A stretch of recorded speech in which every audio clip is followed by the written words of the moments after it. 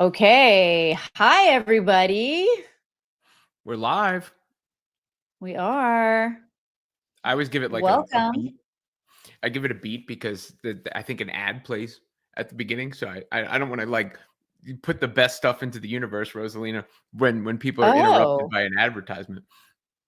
I actually had no idea. I learned But so much from you, Robin. you've got we're from the logo / Robin Lundberg show collaboration. Rosalina's graphics and all that stuff is better. So as you can see in the And thumbnail, so we might as well go with your stuff.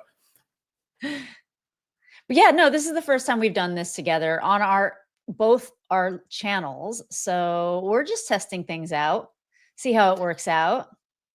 It's a good day to do it, though. I mean, that is, yeah, I mean, when you look back on things, about as positive a day as the Indiana Fever could have possibly had yesterday, essentially locking up a playoff spot, like all but locking up a playoff spot. I don't want to get too far ahead of myself, but it would take a lot for the Fever not to make the playoffs at this point, considering they not only beat the Storm, who they're in competition with, but the Sparks lost. So the Fever go up to sixth. At the same time, the Mhm. Sparks fall 2 full games behind them. If they beat Los Angeles on Friday, Vince Carter meme, it's over. And then on top of that, you get the news before the game that Caitlyn Clark is continuing to ramp up. I mean, she's been in back-to-back walkthroughs, and I thought it was an important distinction was made there that they don't have to have quote unquote team practices for her Mhm. to participate in practice. They can basically simulate that. And it seems like all signs are toward her return. You know, given the way the season is gone, there can be a setback. You can't count your chickens before they hatch. But if she responds well, she's going to be back on the floor sooner rather than later. They bought her time in the process. And look, they played the Lynx tough. They smacked the Storm. Everybody that's come in is fitting in with the vibe and the culture of the team.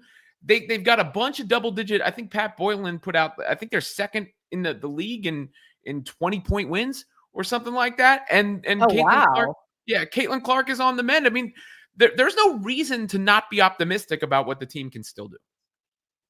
That's true. I mean, I think that Lisa Leslie did go on during the game yesterday, and she talked about how she would not bring Caitlin Clark back, which is interesting because I feel, especially after speaking to specialists in the field, that you really never know what an injury is until you've kind of like dissected it. And like sometimes they're even hard to dissect, but like a groin strain is very different than a different type of groin injury. And so for Lisa Leslie to say she had the same type of injury, I wonder if she know how much she knows about the type of Caitlyn's injury, Well, like no one can. I don't think she has more information than we do from like an insider perspective as far as Right. like actually knowing Caitlyn's specific situation. She can speak on what she suffered. And she said it earlier in the year that it's something that like she still deals with and still feels. And I don't want to dismiss what she went through, but I would say like ultra silver lining, Caitlyn's groin has had more time to heal because I honestly believe Caitlyn Clark would already be playing, or at worst would have played last night if Mhm. not for the ankle. I don't think she is being out because of the groin anymore. I don't think she's held out because I think she's healed. I think she Well, is. but yeah, they did say the ankle was a setback, so or Steph White did. Yeah. So I think she's healed and healthy. The question is, can she hold up to the activity? You know, reintroducing her. She's been on the shelf for so long. Right. Can her body respond to that? But I don't think it's a question of Caitlin Clark still being hurt.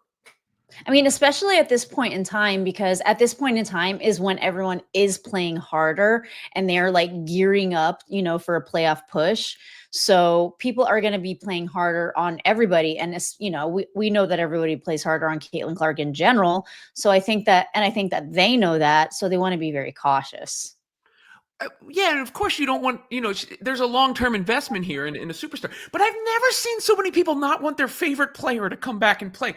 First I of all, haven't either, actually. And this I is don't insanity. understand this. I'm wondering, is it like a disdain for the league, or I don't know what it is. Well, there's the group that like sees Caitlin Clark as the protected princess in the porcelain doll. Like, you're not posting about Caitlin Clark enough. You better post about Caitlin Clark some more. Like, and when you look at this situation, think about it like this. First of all, Caitlin Clark is a professional athlete, right? She's a professional basketball player. It is her job to play basketball. So if she is healthy and able, and her team is in the playoffs, she should play basketball. Secondly, the team has fought its ass off. It has fought its ass off to stay in this position. You've had people come in and out of the lineup. We're talking about players, people had never heard of. Chloe Bibby, comes over. People are like, oh no, Chloe Bibby's hurt. No one knew who Chloe Bibby was before a month ago. Odyssey Sims is in the mix. Ariel Powers is in the mix. I mean, talk about Lambert, who's not there anymore, but really somebody nobody had ever heard of. This is the type of moving and shuffling the Fever are having to deal with and fighting in the midst of it. And I said it when that Sun game happened. Yeah, it sucks that Sophie Cunningham went down in that game. But how do you watch that game and not want to come back? So all that with the disclaimer of, if there is something that the doctors or the medical team or anybody else is identifying and saying this is a real risk factor, okay, that's a different story. But if Caitlyn Clark is on a normal trajectory for injury recovery, is healthy and ready to go, holding her out is insulting. It's insulting. It's a spit in the face to her teammates. It's a spit in the face to the fans. They don't play again until May. Who knows what's going to happen in the midst of the CBA negotiations, how long that is going to take place, how that could impact things. And you only get so many chances in a career. You only get so many playoff opportunities. And it drives me crazy when people look at it and like the only successful result is a championship. So if they don't win a championship, the entire season is a failure. No, I don't buy into that nonsense either. If she's healthy, she's ready. She needs to get back on the floor, and they need to get into the playoffs and see what they can do. I mean, the truth of the matter is if the season had ended with the Fever just kind of like falling flat and like not really going anywhere, we are going into a very big free agency. It is like a free agency that has really never existed before in the league. And the type, like how you leave the season, there's going to be like a bit of like a recency bias with free agents or whatever. So if Caitlyn Clark is healthy, and again, I stress very much saying that if Caitlyn Clark is healthy enough to come back to play, like what athlete doesn't go back and play when they're healthy just because they don't want to? Like it's kind of odd.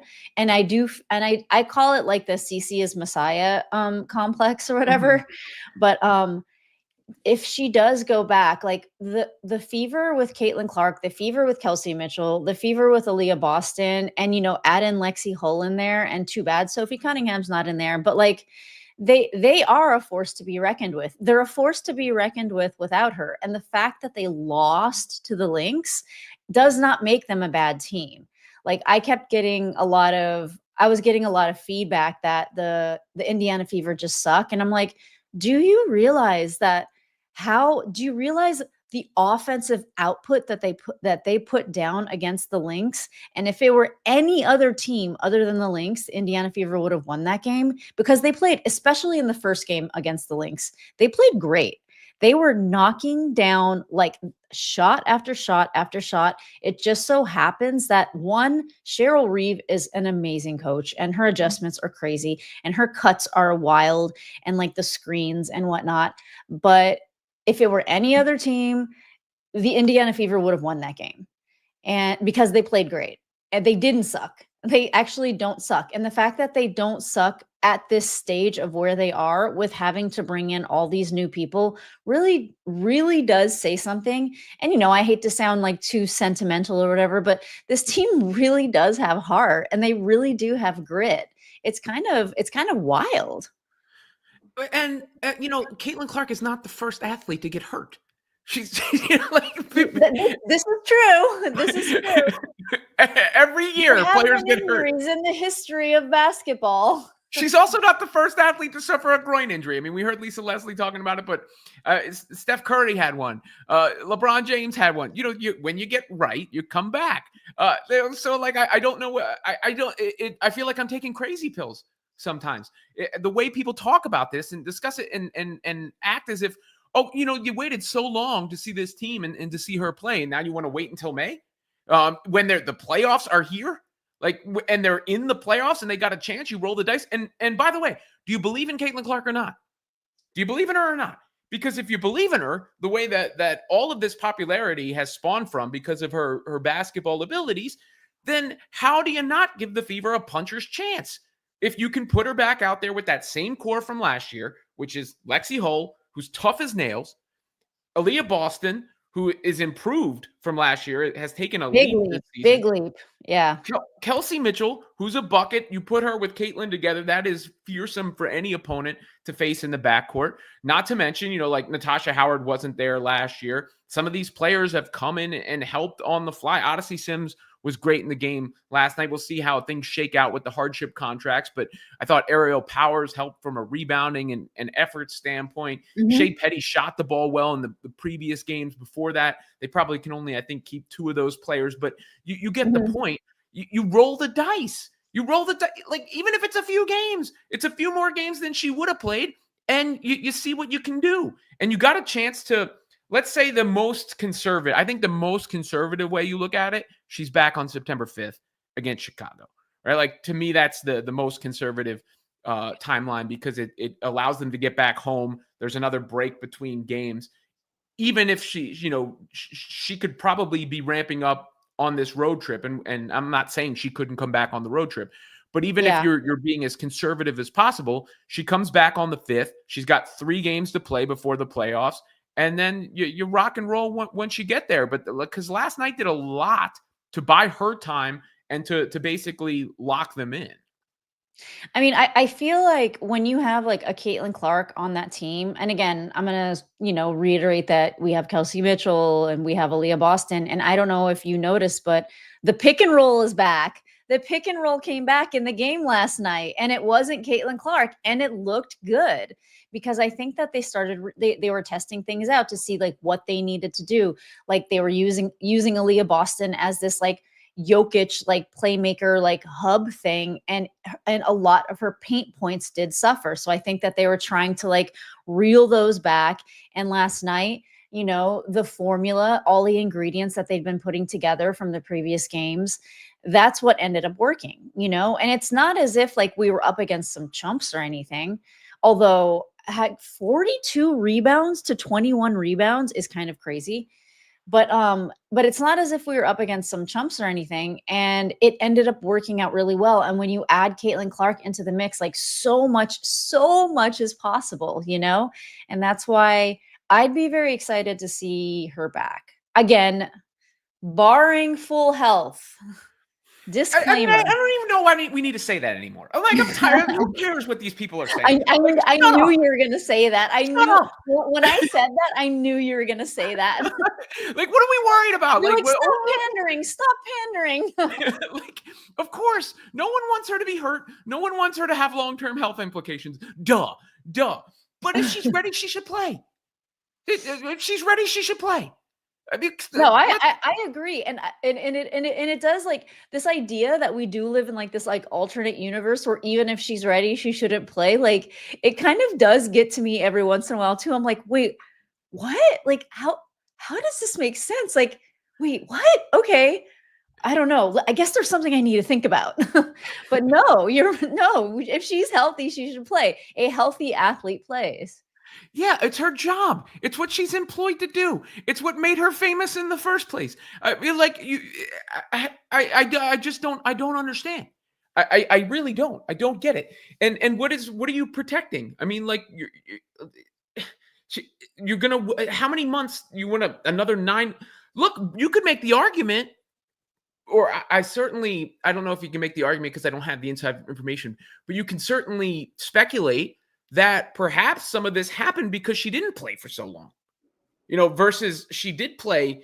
We did talk about that. Yeah, we did talk about that. Iowa and then into the WNBA season and was used to playing. And then she had this massive gap and time off. And a lot of the other players didn't have that. So, I mean, I don't know if her body had trouble responding to that. Who knows? It could just be bad luck. I mean, Sabrina Ionescu talked about having these sort of soft tissue injuries early in her career as well, and gave her the advice to make sure she's fully healthy. But we can't sit here and say they haven't been cautious about it. I mean, the MRI basically indicated, at least from what Stephanie White said at the time, that this was a minor groin strain, and she's been out for 6 weeks. So that's, it's go time. It's go time, and the team fought for it to be there. I also do hear the argument that she's been out too long and things like that, but I always think back to last season when there was that Olympic break, and then when she came back from that, that was when that was when she was her best. So she's been out what, maybe a week or 2 weeks longer than the Olympic break, right? At this point. And so I don't see that as an argument to not bring her back, because every time that Caitlyn has had a rest and that I have seen, she has come back kind of like come out of the gate swinging. Because I personally, and I don't know if this is just something, I actually haven't spoken to a lot of people about this, but I do notice that Caitlyn does get fatigued after a while. Like after a certain point in the season, I started noticing it last season, before the Olympic break. And then then the break happened. And then she came back like, full of like fire and, piss and vinegar or whatever people say. Oh, I thought no, I thought she was supposed to handle the ball on every single possession and never come out of the game and not get tired. Like that it's the same people who want her to handle the ball on every single possession and never come out of the game who now are like, no, don't bring her back. Like, I know. is it Uchiwali or is it one Mike? I mean, come on. But I don't know if you get that reference, Rosalina, or not. No, wait, which one? Is it Uchiwali or is it one Mike? Oh no, I I didn't even hear what you said. I didn't understand what those words were. It I was thought you were it was in the midst of the Jay-Z Nas battle, and that's basically Jay-Z's way Oh, of of calling Nas a course. hypocrite Jay-Z because the GOAT. Jay-Z the yes, GOAT. Nas would make these like deep records like One Mic, but then he would make like these superficial records like Uchiwali. So is it Uchiwali or is it One Mic? Is it Black Girl Lost or Shorty Oh You for Ice? Like I that's never, ever would I have ever gotten that reference ever in my wildest dreams. You put a gun to my head and I would be dead. Mm. By the way, I don't have access to the comments, so I don't know if Tulip is in there moderating or whatnot. But Oh, really? No, you I know can what? see the comments, but I can't. I Oh, guess because of the way the stream is set up, I can't put them on screen. So there's some super chats and stuff in there. So oh, you're gonna have to pop them up. you Tulip is in here. Tulip, hi. Yeah, no, okay, there are I haven't been really looking at it, but Randall Flagg is a new member. Wait, Randall Flagg, that sounds familiar. I think that's like, isn't that in Stephen King's it's a character in Stephen King's book, Randall Flagg? I don't know. Anyway, River says Clark isn't half the player Paige Bueckers is. Ooh.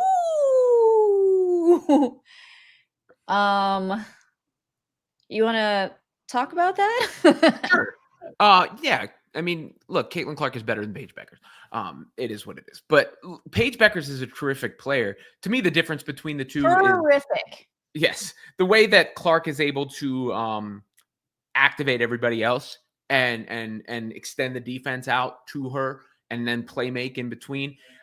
It kind of reminds me a little bit, one, it's a backlash to Clark's popularity where like everybody's got to be better than her. Kelsey Mitchell's better than her, and Paige Bueckers is better than her, and Ari McDonald is better than her, and the Fever are better without her.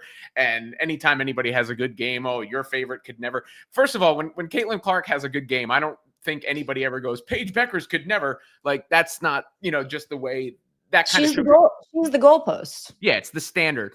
But it reminds me a little bit of like LeBron and Carmelo Anthony, and then later LeBron and Kevin Durant, where people would make the argument that Carmelo was better than LeBron early in their career because he had more of a quote unquote bag or was more versatile in the way that he went about scoring. Same thing with KD a little later in his career, and KD relatively a better player than Melo. But LeBron doesn't matter about like the variety if the results are what they are. And it kind of reminds me of that in that sense. And look, I mean, I think Paige is great, but I don't think she's on Caitlyn Clark's level, no matter how many times people want to say it. I think the results speak for themselves, statistically, individually, team-wise, and attention-wise. I think there's some differences and I think there's some similarities.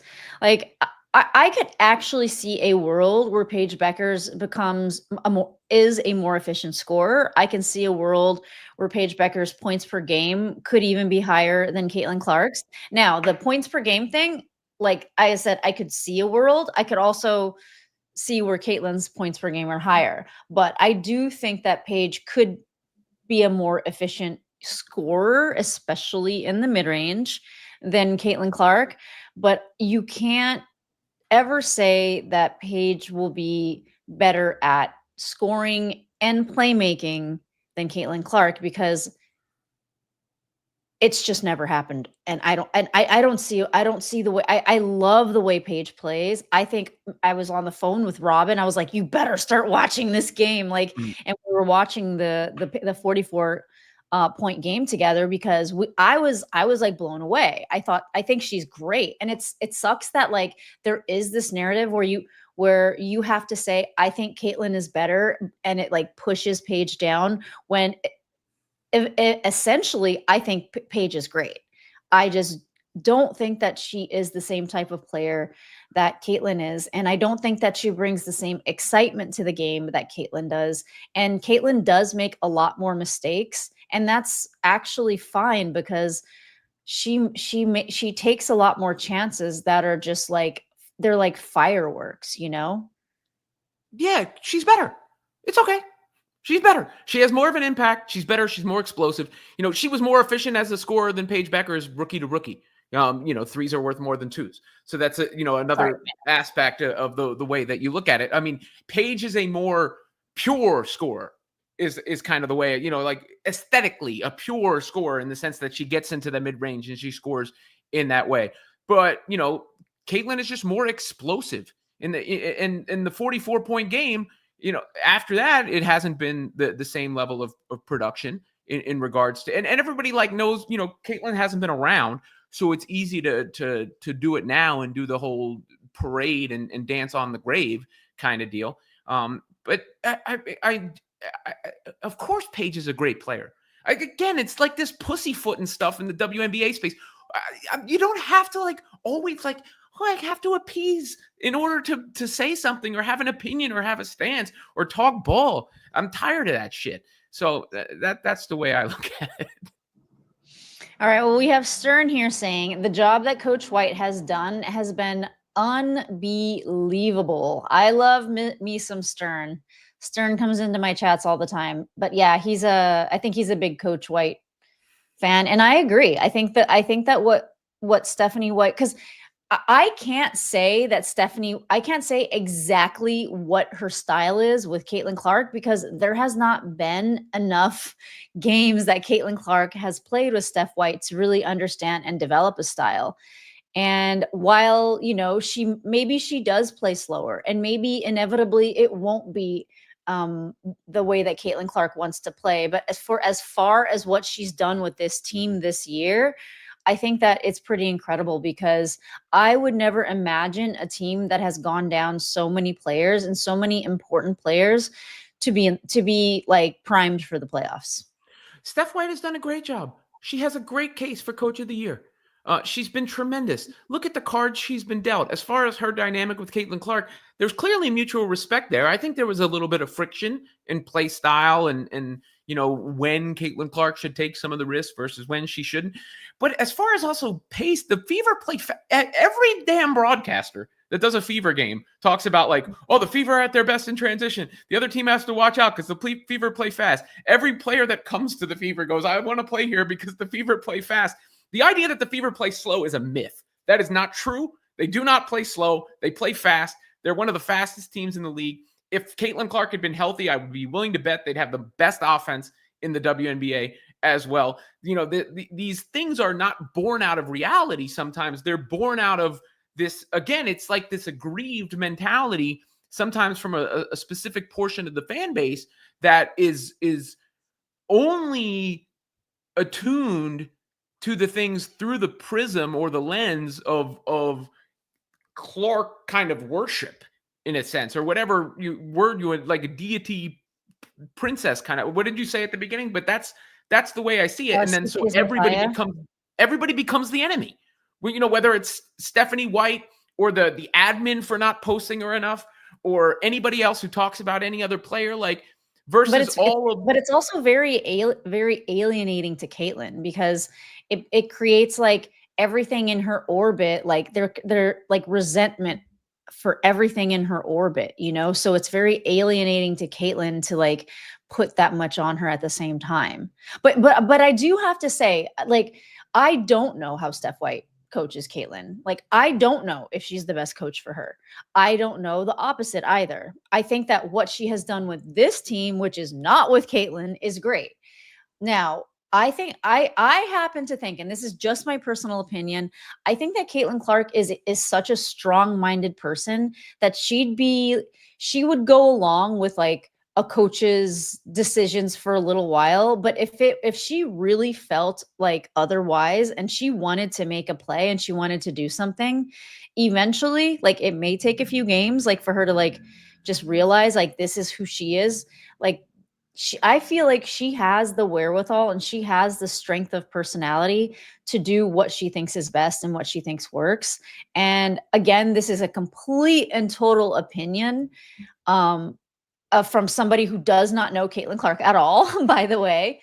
But she, you know, she could have gone to Notre Dame and she decided, no, I'm going to Iowa because I'm going to build this thing because I believe in like myself, you know, and somebody that believes in themselves that much to turn down Notre Dame and go to Iowa has a very big strength of character. And if it doesn't work out with Steph White, it's not going to work out. I haven't seen enough games to like be able to fully form an opinion. And again, I think there's respect there. I mean, we see them interacting on the sideline and whatever. It's sometimes, you know, through conflict, you can get to results at the same time. And I mean, I don't think you're wrong in the sense of either way. Again, I saw, I don't know if a power struggle is the right word, but a philosophical differences at times in the beginning of the season, sure. But Caitlin Clark also has more power than any other individual player. It's not as if the Fever are not aware of her, influence and what it means to their bottom line. So, Caitlin Clark is essentially the boss if she wants to be. If Caitlin Clark had a problem with Stephanie White and wanted another coach, guess who's out the door? Stephanie White. And to your point about taking over, Christy Sides, I mean, she did that at the halfway point. Clark is Trae Young at best, similar game. I've seen these comparisons. By the way, Trae Young is a great player. So I'm not even going to take that as necessarily a diss. Trae Young is a scoring and assist maestro. Caitlin Clark is bigger relative to her position than Trae Young. I think she's a better playmaker relative to her position than Trae Young, who is a terrific passer in his own right. I think the comparison on taking deep threes, but not necessarily being the most efficient shooters there is valid. But if Caitlin Clark is Trae Young, then who is Paige Bueckers? Because that's the same guy that threw that out there. I mean, I think I see the perspective you're coming from, Mr. River. Well, Alejandro Hernandez says when they start guarding Paige from 94 feet, grabbing her, poking her in the eye, and saying that she has a special whistle, she'll never be as good as Cece. That's pretty much the counter argument very often. Christina's here. Oh, hi, Christina. Totally forgot Rosie was going live with Robin. I'll catch up later on what I've missed. Love watching both of you. Love you so much. Always focusing on the basketball and not the drama. Well, sometimes the drama gets focused on, but that's quite annoying when it does. Thanks, Christina. All right. That's all the super chats we got. The WNBA does lead all leagues in drama. I mean, even it does. Even the Angel Reese Candace Parker thing from the other night, where they're all honoring Candace Parker and Angel doesn't wear the Candace Parker shirt or has it under. Is that what happened? I didn't follow it. I didn't follow it that night. I think I was out. That was the day that I was out. Oh man, that is so funny. I did not know that. Every player had on a Candace Parker t-shirt except for Angel had her normal warm-up on. So I don't know if she had it on under it or not, but you couldn't see it. And she was the only one.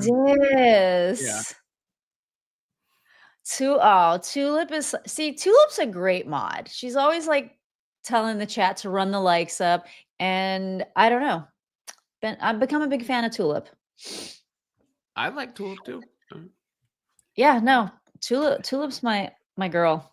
All right, so next up on the docket, does anybody have anything to talk about? Reese's petty and petulant. Okay, never mind. I'm not going to read that. I mean,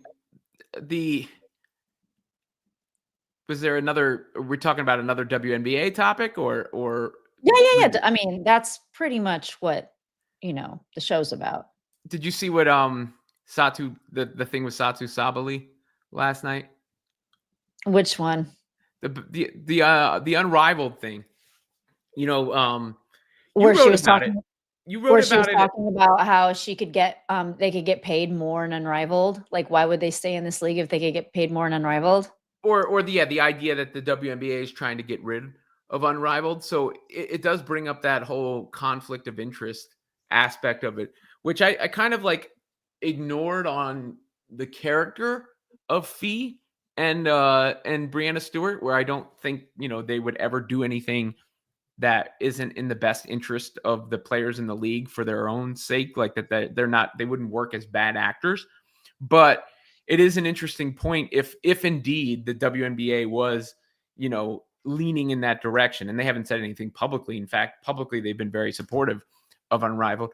But let's say, like, in a universe where that is part of the CBA negotiations for increased pay on the WNBA side, if you're Nafisa Collier and Brianna Stewart, who have raised all this money and brought in all these investors, you can't, in negotiations back off on that, right? Like, so there's definitely that. But okay, so here's what I wonder. Players do go overseas, and they have been doing this since the inception of the WNBA, since before the inception of the WNBA. They play basketball overseas. So now that Unrivaled is here and it's more readily available, now that's a conflict. But I think that the fact that Unrivaled does pay more, like, the WNBA does kind of need to, like, up the ante. And I do understand, like, there's investors that need to get their money back that have been investing in the league for 20 something odd years. What most people don't understand is most of these big, huge, like, Netflix didn't turn a profit for 20 years. When you like start these big conglomerate corporate, like, companies, they're expected to lose money for a certain, like, decades at times, and it was expected for the WNBA to start losing money. But I think that because now it's starting to, like, get money, that argument is being made that, we've been losing money, but it's like, duh, like, the NBA was losing money for a very long time. The Netflix loses money. So the fact that you're using that as an argument to not pay people more when you're making more kind of doesn't sit well with me. And Unrivaled now is that league to challenge the idea of how much the players get paid. Well, the players are gonna get. I mean, I don't even think the WNBA is hesitating to make a big revenue. Yeah, revenue. I'm not only talking about paying. I mean the whole shebang. Yeah, but if you're and I don't know what the commissioner versus the owners, but if you are the league owners and you say we're making more of an investment in you and we're giving you more of a revenue share of the league and we're paying you more and all that, but in return we would expect you to give us exclusivity. That's the way a lot of contract negotiations work, right? Like, the more you pay, exclusivity is part of that deal. So I could definitely see that being on the table. Will the Fever keep their core players next year? Do you have an idea? I think that they're going to keep Aaliyah Boston, like, obviously, no doubt. Aaliyah, Caitlyn, they're going to keep KK because she's on a rookie scale contract. And I think that they're going to keep Kelsey Mitchell. And I know that most people think that it's a shoo-in for Kelsey Mitchell, and some people think that there's no way they're going to keep Kelsey Mitchell. But I can see a world where she might leave. And I can see a world where she stays. Well, then there's also, like, the MVP T-shirt. So, that's a show of solidarity around Kelsey Mitchell. It seemed to mean a lot to her, right? Like, I mean, those are I don't know. I haven't seen anything from this group that would indicate any sort of everybody's going to make the decision that's best for themselves and for them professionally, but I don't see anything that would make me believe or give any indication that there's friction or anybody's apt to head out the door as soon as possible, including Kelsey Mitchell. So I would imagine, they would be protected in the expansion draft, and I certainly would bet on Kelsey Mitchell returning. Obviously, Cece and Aaliyah would be back. They're still under contract. Well, I'm not necessarily talking about the expansion draft. But what I'm saying though more is like, it's not that there's friction between the players, but like there's a lot of outside noise that some people just like don't necessarily want to deal with. You know what I mean? And right now, Kelsey Mitchell's dealing with a lot of it, with this whole, there's a lot of backlash for the MVP, for those MVP shirts, and the fact that, the Indiana Fever didn't post Cece's logo in a timely manner, but they were wearing MVP shirts the day before. And it's like, these are the things that Kelsey Mitchell, it's like she does hear them, whether, we like it or not. But whether I think that there's friction between them, no, I don't think so at all. But sometimes there's a situation that's, when there's a spotlight that heavy on you, it's not necessarily ideal for every type of personality. Yeah, except for want Kelsey. to stay. She came back this year. And she doesn't seem like one. I don't think Kelsey. That doesn't mean she's going to come back next year. No, she came back this year, but that doesn't mean she's going to come back next year. But those same things applied. I don't think Kelsey Mitchell is chronically online. Anybody who has a good head on their shoulders would just ignore all that bullshit. Who cares? None of that's real. There is no actual backlash to Kelsey Mitchell and MVP shirt. That is not a real thing. Mom was on Venom's show last night, and she talked about how it does get to them. Like it does, and how they have to. By the way, one thing to note is they do feel a lot closer together. Like they feel kind of like, when you go to war with somebody and like, you're in the trenches with them and then you form that sort of bond. That's the bond that this team feels together. But, at the same time, when there's a free agency bonanza, sometimes you weigh your options. And Kelsey Mitchell already made it clear last season she wanted to weigh her options. And I'm not saying that she's going to leave, but I'm saying that the potential for it, I don't see as like 0%. Well, yeah, anytime anybody's a free agent, they could leave. I'm not saying it's 0%. I just don't see anything different now versus then. And I don't think there's a real backlash to her MVP shirts. Just like I don't think there was a real backlash to the Fever not posting, and whether the players allow that to get to them or not is on them. I mean, I think there's always going to be a lot of noise. And look, we allow it to get to us even sometimes too. So I'm not saying you can totally block it out, but what's real is the support that she gets from her teammates. What's real is the love she gets in the arena, the all-star votes that she receives. I guarantee you, like, this stuff is not happening in real life, when she's out on the streets. So I mean, of course, none of it happens in real life. None of the Angel stuff happens in real life. Angel has said that nobody has ever gone up to her in real life and acted the way that they act towards her on social media, but there is still a heavy effect, there. Let me get to some of these super chats. Wallace Boss says, with crazy free agency in our immediate future, do you think that we will keep the same core next year, AB and KM? I think that we just went over that, right? Yeah. Satu Sabali would never complain if she had to work as a roofer in South Florida in August for about a week. That's funny. Is that what you're doing? Is that what you're doing, Albert Jimenez? Oh, here's Stern coming back in saying, with all these free agents, how is the expansion draft going to work next year? Going to be wild out there. It really is. And I'm wondering the same thing myself, because it's like, if Toronto and Portland decide they're going to take, I think it's going to be a week expansion. Like, I think it's not going to be a very strong expansion. We were talking about this the other day. I thought about it. And with all of the free agents, if Portland decides, hey, I'm going to take name somebody that's going to be Naz Hillman, okay? And then she's a free agent, and then she decides, actually, I'm going to bounce over to the Storm. It's like I don't know what rules they're going to have for that. You know what I mean? Yeah, I mean, all that stuff has to be addressed. It's there's no uniform. The expansion draft rules get set by the league, so it's not like they have to follow whatever they I know, did but they before. haven't been set yet. So I'm wondering what the parameters are going to be. You Well, know? yeah, because it also might get pushed. So I don't know how fast they're going to have to get into. Wait, at All Star Weekend, That's true. It might get pushed. You mean with the they CBA? they talked about. I mean, Kathy Engelbert. This is why I find some of the hysteria hilarious, because these negotiations, until there's actually a hard deadline, nothing ever happens in these sort of negotiations until they run up against when they actually have to get something done. And Kathy Engelbert at All Star in her press conference basically, pushed aside the idea of the October deadline. She was like, "Yeah, it would be nice but if we don't get things done Yeah, by yeah, then, yeah.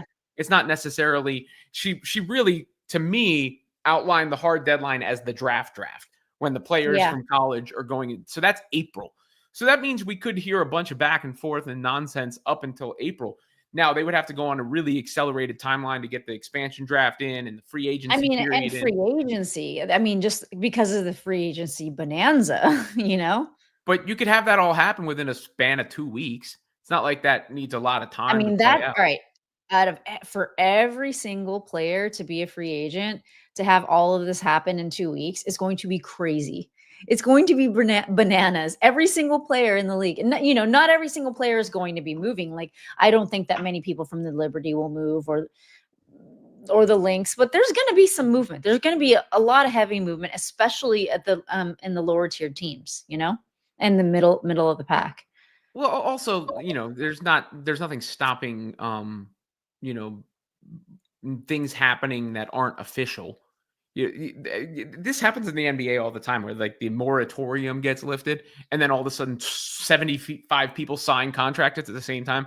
It's not like all of them got Oh, the I phone mean, I'm calls. I'm sure there's gonna be backdoor deals, Yeah, but that's what what I'm I'm saying. Like, saying well, what I'm saying is like 2 weeks to like still like get all of this like I don't even know how many lawyers there are going to be or how many, the agents are gonna be able to write up all this paperwork, you know?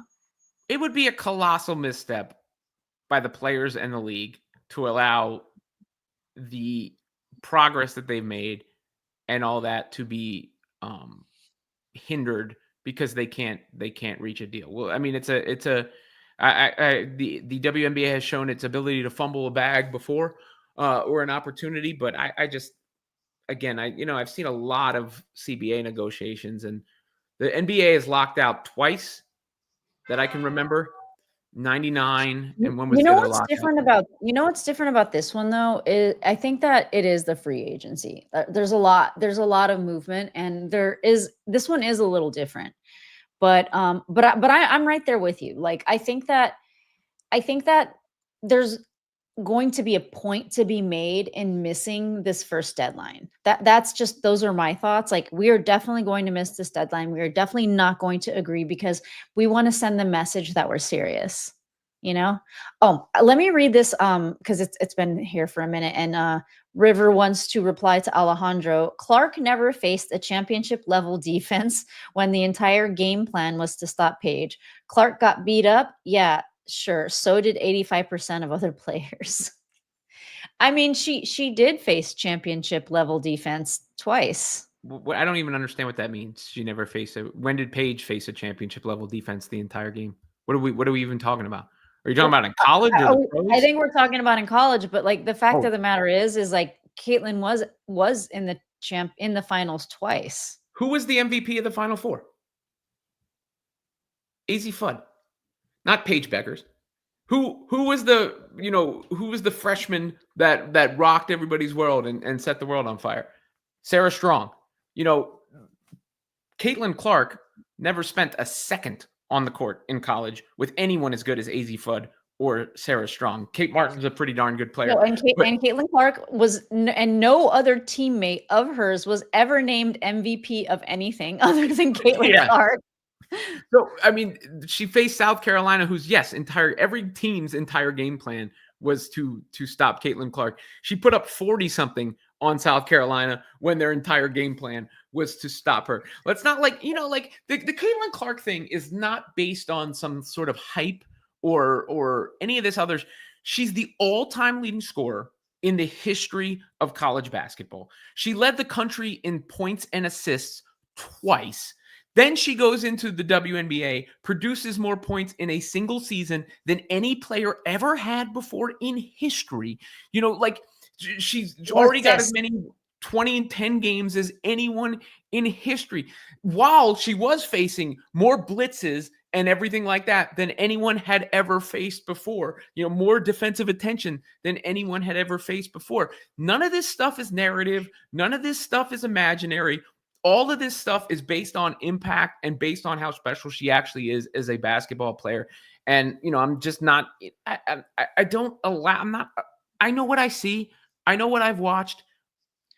It's kind of wild to not be able to see things like that. It's wild to not recognize that when somebody enters the WNBA and they break the all-time assist record of all the WNBA in all 27 or whatever 27 years that it has been around. Is it 27? I know it's 97. My math ain't mathing. But like since its inception, that is a crazy feat. Like, yes, I mean, wow, what Paige Bueckers did the other day, 44 points, that's amazing. But that is not an all-time record in the WNBA. That's a rookie record. Caitlyn was responsible for more points than any player ever last year. There you go. Ever.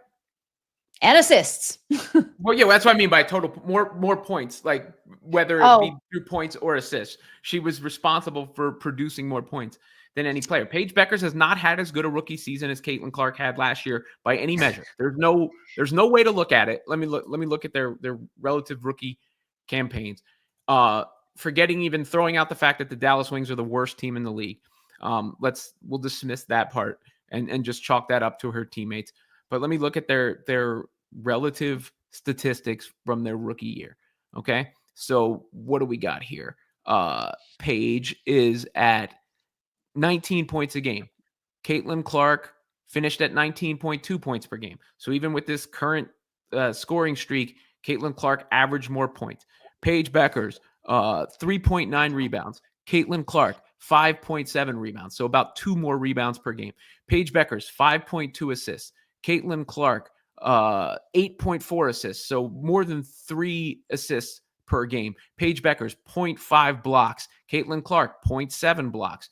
Paige Bueckers, 1.36 steals to Caitlyn Clark's 1.3. So she has a minor edge in steals. True shooting percentage. Caitlyn Clark, a higher true shooting percentage than Paige Bueckers, which is a combined metric of field goal percentage, 3-point percentage, and free throw percentage to give you one number. So there's literally no way to look at it and say that Paige Bueckers she's had a tremendous and historically great rookie season herself.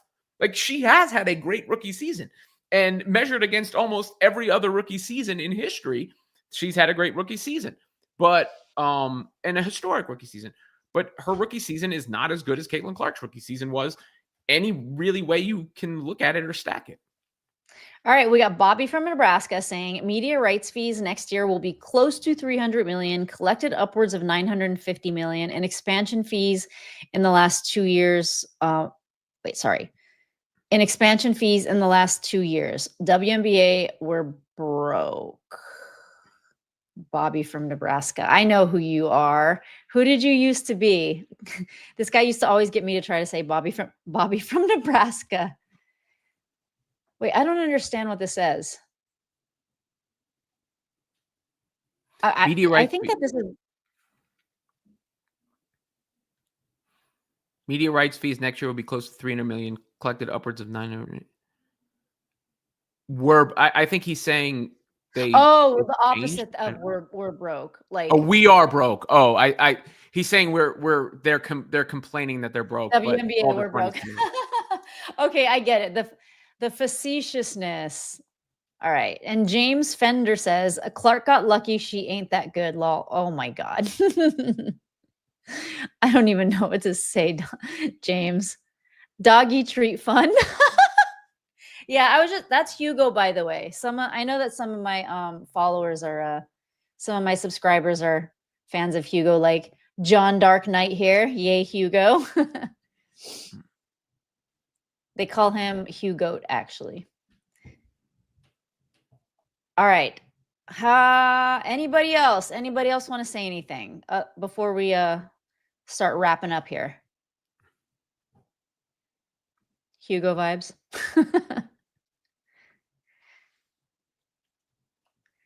All right. Well, I think do you have anything else to say, Robin? I mean, I always got stuff I could say, but no, nothing I Oh have. man, we talked for 50 minutes, almost an hour. Well, 10 I mean, minutes shy of an hour.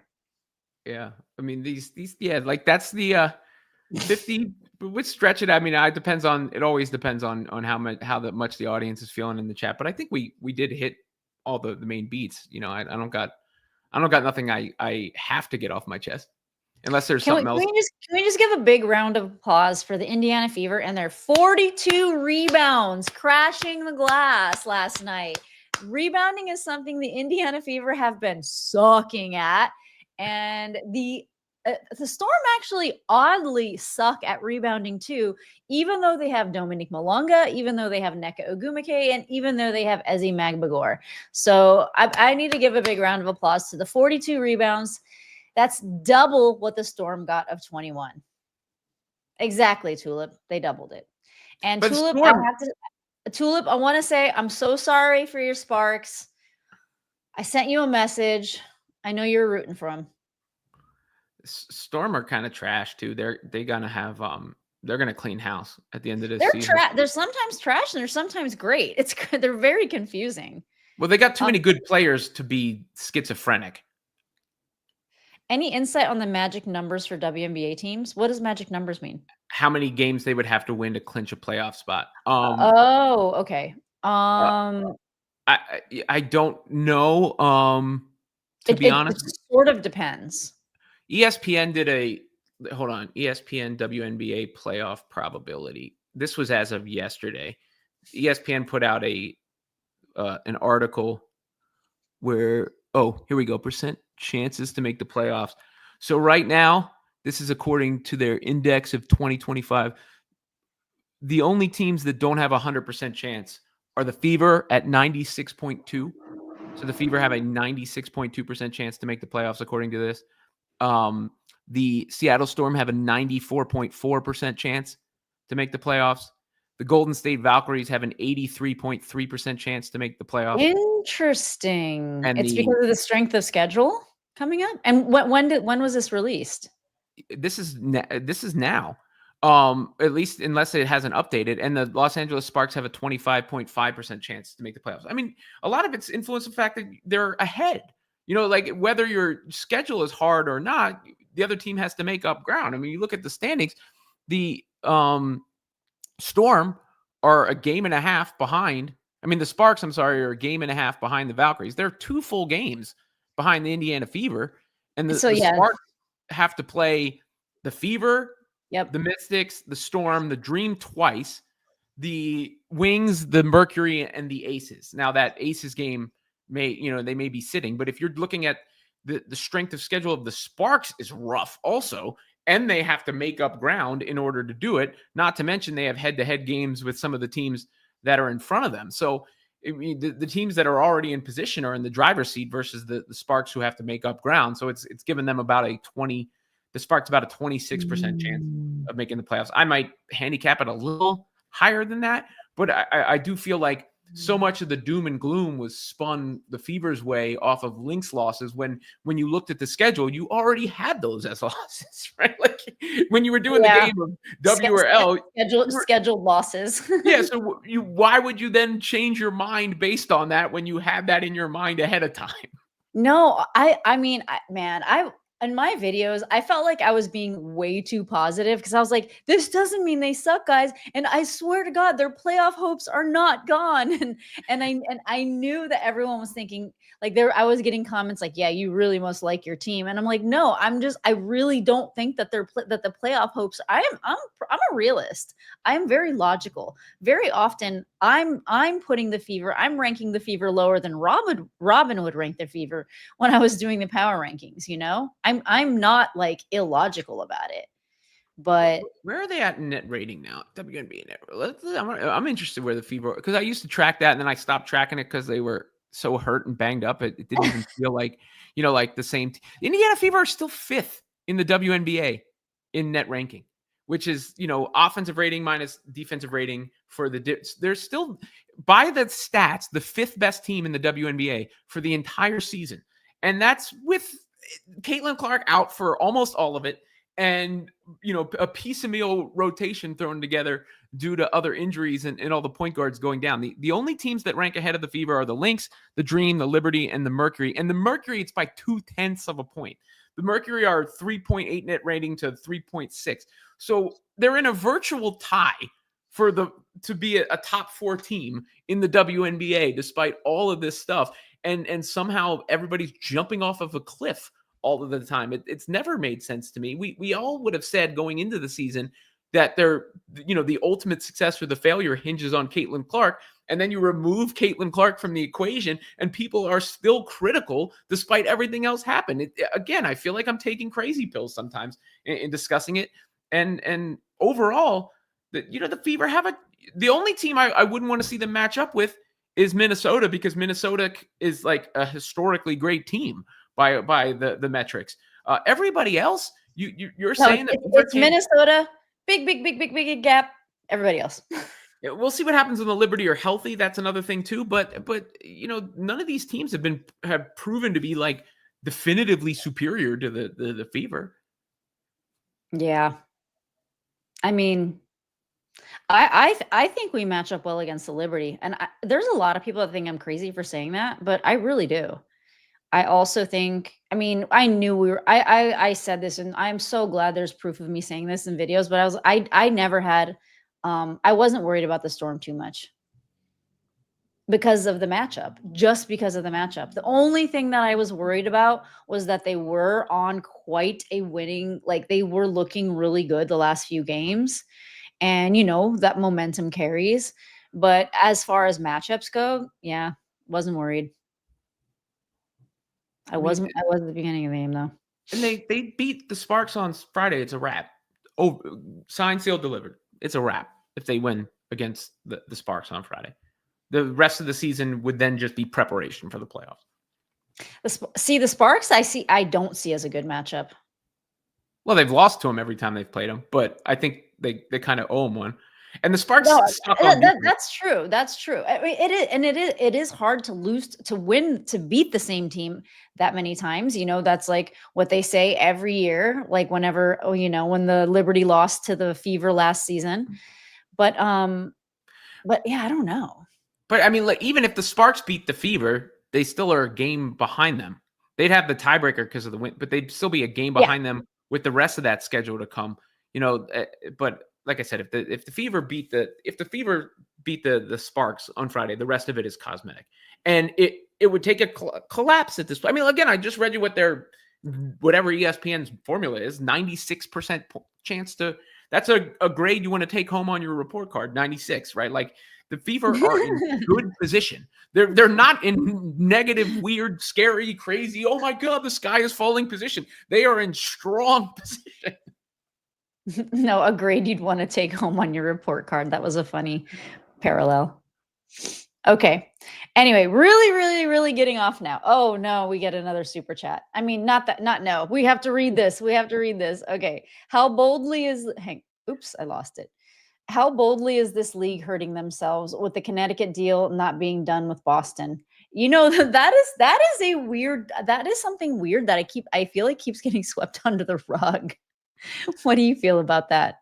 Yeah, I'm not sure. I mean, I always thought that they would move to Boston. I mean, it seemed like when they were doing those games at the Garden, it was sort of signaling that at TD Garden, that is. But I'm not sure what's going on there. The favoritism behind the scenes for the teams that have put in expansion bids, but it is a bit of a mess because I would have thought it was signed, sealed, and delivered once the Boston offer came through to buy it from the Mohegan Sun tribe. But I think the real thing that stands out the most to me about that deal is, again, the poverty crying. When the tribe bought the Connecticut Sun for Yeah. like $10 million, and now they're selling them for $325 million. So year to year profits sometimes can get lost in the sea of the fact that would be a $315 million increase in Yeah. team value. Poverty crying. But no, but the fact that it wasn't presented, I don't know. It does seem really fishy. I don't know. I don't know enough about it to have like a very well-informed opinion though. James says now you can read this one too. Well, I appreciate that, James. That's pretty funny. Y'all are funny. All right. Gonna go now. Got anything else, Robin? No, I'm good. Well, thanks for joining me. This was fun. Fun talking to everybody. I will talk to you, I guess, later, Robin, and I'll see everybody in the chat probably pretty soon. All right.